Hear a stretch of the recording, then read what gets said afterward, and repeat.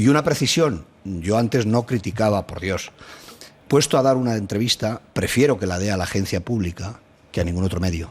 Lo que criticaba es por qué no se ha sometido a una sola rueda de prensa desde que es presidente del gobierno. Yo, vamos a ver, a lo mejor es que como me he tirado mucho más años de mi vida trabajando en una agencia privada, que es Europa Press, que no en el resto de medios, no entiendo por qué lo de las agencias públicas, lo siento mucho. Si existiera prensa del movimiento, ¿defenderíais que diera una entrevista a la prensa del movimiento y no a nuestros periódicos? ¿Cómo que no es lo mismo? Bueno, en fin, es un debate de periodistas. No es lo mismo la agencia F que la prensa. Perdóname, pues no es lo mismo. Bueno, ni hoy ni dentro de 50 años. Dejéis a menuda nochecita que estoy pasando yo. Ángel, adelante, sí. Con lo bueno que estás cogiendo ejemplo, estás cogiendo fatal. No, perdóname, pero yo he trabajado muchísimo en una, y es un debate entre periodistas que realmente a la gente le interesa lo justo, pero me entendéis. O sea, no me parece que el razonamiento sea la agencia pública, oye, enhorabuena para ellos que se la han dado, pero los de las agencias privadas y las mismas privadas también merecían. Acabada la guerra civil, se configuró la dictadura del general Franco, en la que una gran parte del sector de los medios de comunicación estaría controlado directamente por el Estado, siguiendo los principios de una ideología socialista o falangista de que al ser un servicio público debe estar administrado por gestión pública. De esta manera, el espacio radioeléctrico era propiedad del Estado. La mayoría de emisoras de radio de España eran propiedad del Estado, gestionadas a través de la marca Radio Nacional de España u otras como Radio Cadena. Ninguna empresa privada se podía acercar al nivel de emisoras que tenía Radio Nacional. La segunda que más tenía era la cadena SER y tenía menos de la mitad de las que tenía Radio Nacional de España, aunque tuviera más audiencia. Y solo Radio Nacional de España podía dar información. Otra cosa es que las cadenas privadas, como la cadena SER o Radio Intercontinental, estaban autorizados a conectar con Radio Nacional de España si querían emitir información política, con lo cual los oyentes de la SER escuchaban parte de Radio Nacional de España y llegaba la información de RNE.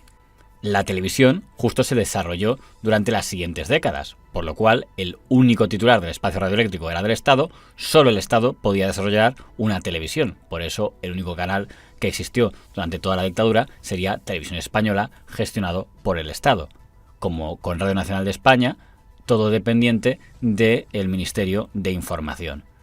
De igual manera, existía la Agencia F, la agencia de noticias que se había fundado durante la Guerra Civil, uniendo restos de otras agencias, cuyo primer director fue el señor Vicente Gállego, el que había sido primer director del diario Ya, y que también era una agencia que dependía del Estado, ya fuera a través de la marca F o a través de la marca Cifra.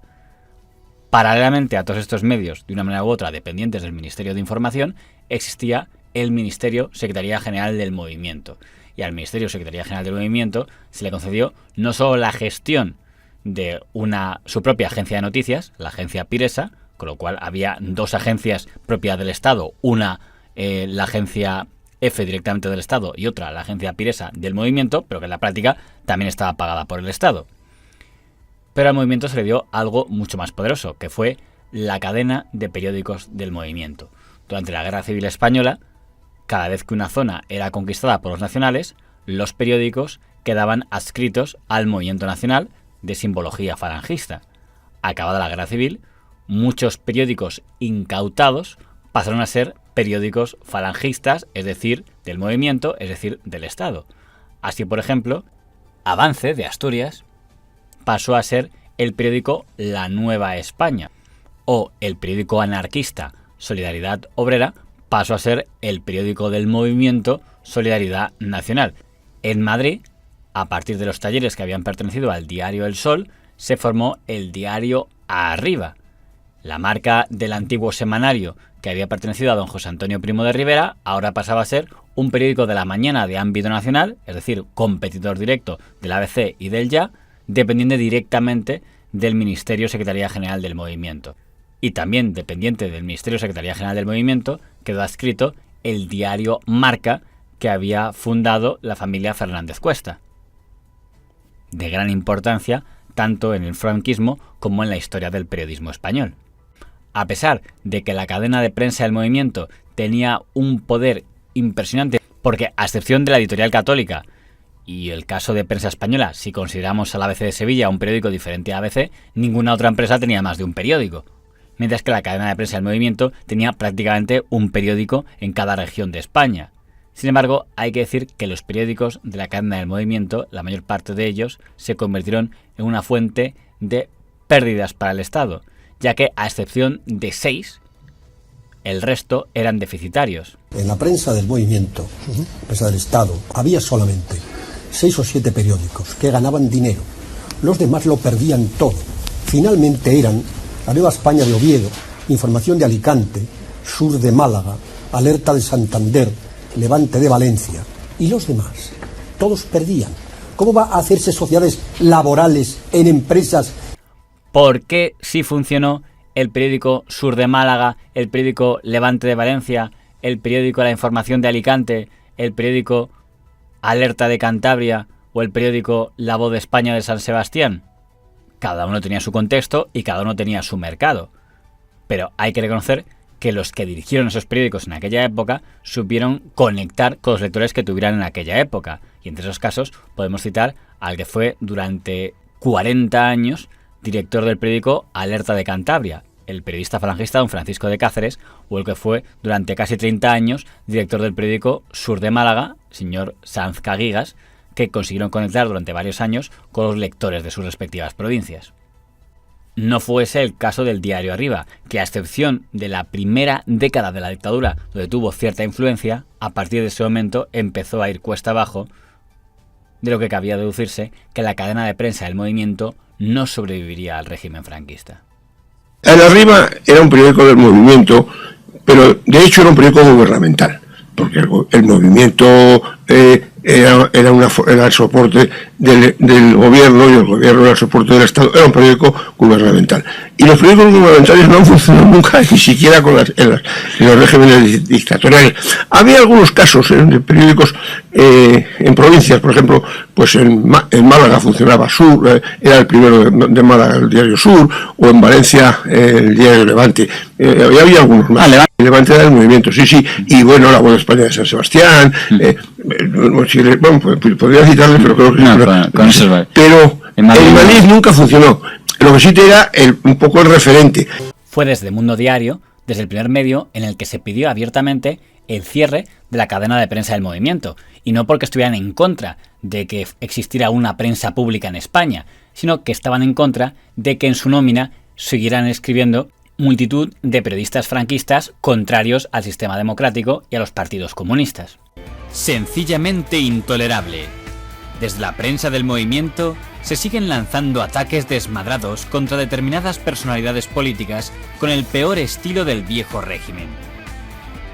El último artículo de Juan Aparicio, maestro de periodistas franquistas, claro, constituye un lamentable ejemplo. Son publicaciones subvencionadas con el dinero de todos y dedicadas a pagar sueldos y salarios a viejas figuras del franquismo. Bien está que no se tomen represalias, pero los que añoran los viejos tiempos y no son capaces de adaptarse a la nueva época, que se retiren o que se dediquen a escribir en las contadas publicaciones privadas que todavía defienden la ideología y los intereses de la dictadura. Nosotros pensamos, comunistas, liberales, socialistas, conservadores, falangistas, franquistas y gente sin confesión ideológica, que la prensa del Estado en este país, y para este país, puede cumplir una tarea de normalización política y difusión cultural popular de interés vertebral para toda la comunidad, y que en esa tarea y en esa dimensión no sobra ni estorba la concurrencia. Como Juan Aparicio, maestro de periodistas, aunque también con una idea muy determinada, que hizo un artículo precisamente contra el Partido Comunista, y eso provocó que en otros periódicos, como por ejemplo El Mundo Diario, dijeran que era intolerable, que como en la prensa del Estado se permitía que escribiera pues gente, digamos, de ideas más conservadoras, y entonces hicieron un editorial hubo muchos en defensa de que tenía sentido que hubiera prensa del Estado. Y seguramente yo en ese momento también pensaba lo mismo, pero realmente es muy difícil de mantener en un régimen democrático una prensa del Estado, sobre todo una prensa, primero, que perdía mucho dinero, que aunque había algunos periódicos que lo ganaban, y había algunos de los mejores periódicos de de la historia de España y todavía de hoy eran de la prensa del movimiento, es decir, la Nueva España, la Alerta, sí, Marca, la Nueva España, bueno, el Marca, por supuesto, como periódico deportivo, etcétera, la Información de Alicante, Levante, eran periódicos fantásticos, muy bien hechos, con excelentes profesionales y tal. Pero yo creo que en un régimen democrático no se justifica que haya una prensa del Estado. Puede quizás haber una televisión o una radio pública por una razón de servicio, pero incluso eso es discutible, ¿eh? En aquel momento era una prensa que perdía dinero. El Arriba tenía una tirada de entre 10 y 15.000 ejemplares, tampoco es que fuera una cifra importante, pero eso. Ahora bien, que en esa prensa escribiera gente de un lado y del otro, ¿y por qué no? Esa sería su mayor razón de ser, que fuera un sitio abierto a todos, ¿eh? De un lado y del otro. Y además yo creo recordar que escribió gente de la izquierda, escribía gente de la derecha, y ahí no se pedía el carné a nadie. Mundo Diario también polemizó con el periódico El Alcázar, entonces conocido como la Banda de los Cuatro, porque la popularidad del Alcázar en aquella época se debía básicamente a sus 4 columnistas estrella.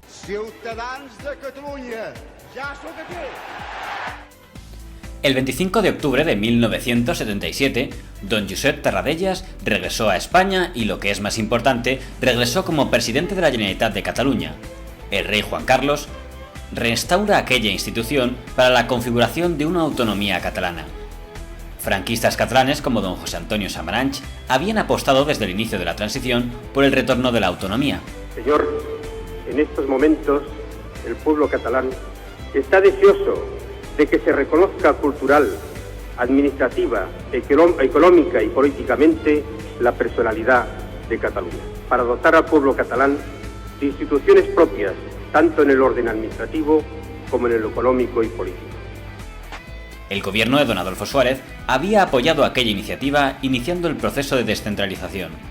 El gobierno se plantea como tema capital el hecho catalán, el hecho de un pueblo con personalidad propia y perfectamente definida, el hecho de una comunidad resultante de un proceso histórico que le confirió carácter y naturaleza propia dentro de la armonía de la Unión de España. Para la prensa franquista, el regreso del señor Tarradellas no era una buena noticia. Don Rafael García Serrano, en el diario El Alcázar, recordó el papel del catalanista en la guerra civil. Entre muertos, caca y palique, con el PSUC al costado, la esquerra a punto, la ruina en torno. El periódico catalán, Mundo Diario, de don Sebastián Auger, respondió con un breve: el fascista columnista del fascista periódico insulta desde su fascismo a Tarradellas, a Cataluña y a la democracia. Afortunadamente, no ofende quien quiere, sino quien puede. El señor García Serrano no tuvo inconveniente en responder. El comentario de Mundo Diario a mi frase, que hay que reconocer que es preciosa, lapidaria y exacta, queda evidentemente a un nivel literario mucho más bajo, pero así como comprendo y disculpo que el señor Auger tenga más dinero que yo, espero que él, en justa correspondencia, comprenda y disculpa que yo tenga mucho más talento y mucha más pluma que él y todos sus ballets periodísticos juntos. De cualquier insulto a la democracia me hago responsable.